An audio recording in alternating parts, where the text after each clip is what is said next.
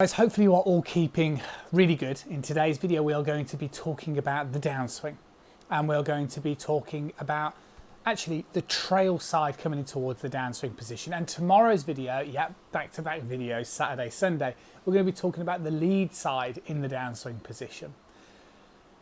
What we have to remember, and I've pretty much mentioned this on every downswing video so far in this playlist, is that all we are trying to do in the golf swing is just make sure that when we hit the ball that we get the hands ahead of the club head at the point of contact. By doing that is going to give you a huge amount of repeatability. What happens with amateur golfers is that you get too flippy, which often means that the club head ends up overtaking the hands in that hitting area. And not only does this give you an inconsistency in the contact because the club isn't, shall we say, sort of striking down on the ball, so to speak, but also what happens is that that club face is no longer stable. And instead of controlling that club face in that hitting area, the club face will often move too much towards the left for a right-handed golfer. Again, leading to more inconsistencies when you're playing golf. So it's really important that you understand that what you're doing in the downswing, whether you're thinking about what your trail side does or what your lead side does, is that you're always linking it back to the fact that all you're trying to do is make sure you get your hands ahead of the club head coming in towards that impact area, and that's a really important thing. So today we're going to be talking very much about the shoulder, this trail shoulder, and just a nice feeling that you can have, and a feeling that I've sort of experimented with people that I work with online recently, and it works, and it really works, and it helps them stop missing as much towards that lead side, or it helps them improve the contacts like the points that we've already made. So I thought it's definitely worthwhile sharing. The right shoulder move, or the right shoulder move for a right-handed golfer, your sort of trail shoulder move, shouldn't be anything that you haven't sort of heard of before.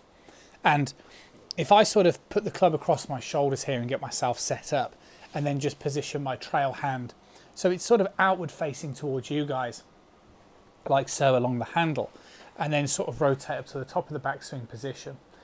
As I start coming in towards that downswing, what we are trying to avoid in the downswing position is the trail arm being too straight.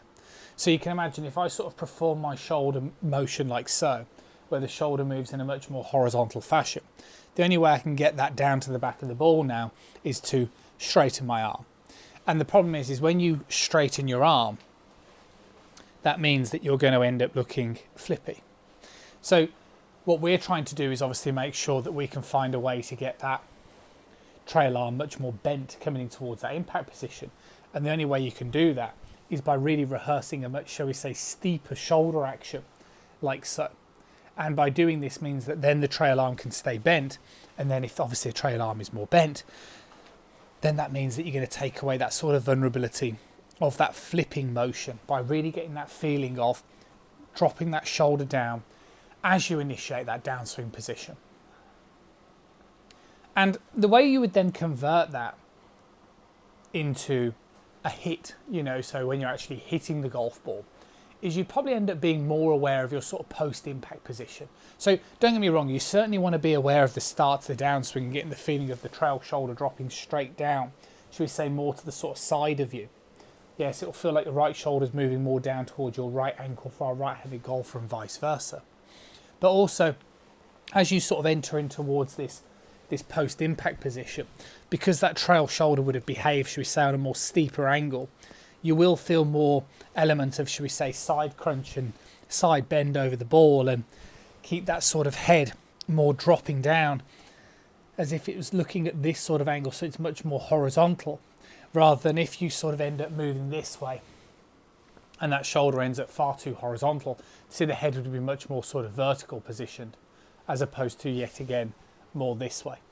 So you can always do things, shall we say, to sort of trick, if you like, is probably a little bit, not the best word to use, but for lack of a better word, either trick or change that sort of perspective or your sort of perception of what your head is supposed to be doing and how you're supposed to be viewing that shot.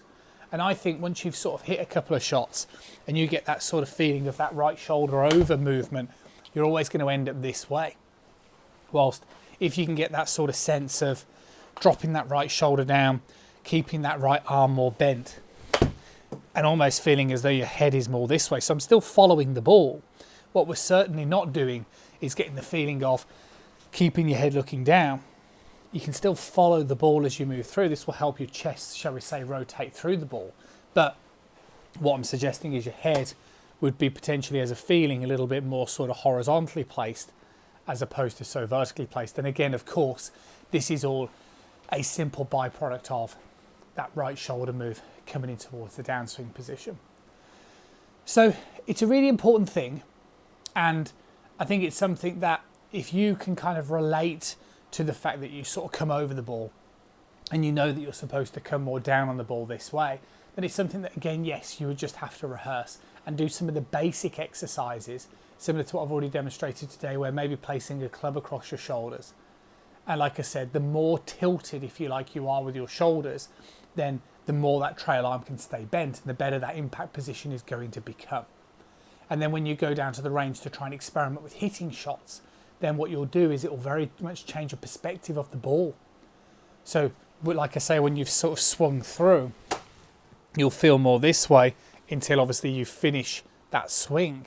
And for some of you, you might even find with shall we say, with slight limited flexibility, you might even find that you sort of stay down there a little bit as you sort of really hit through that ball.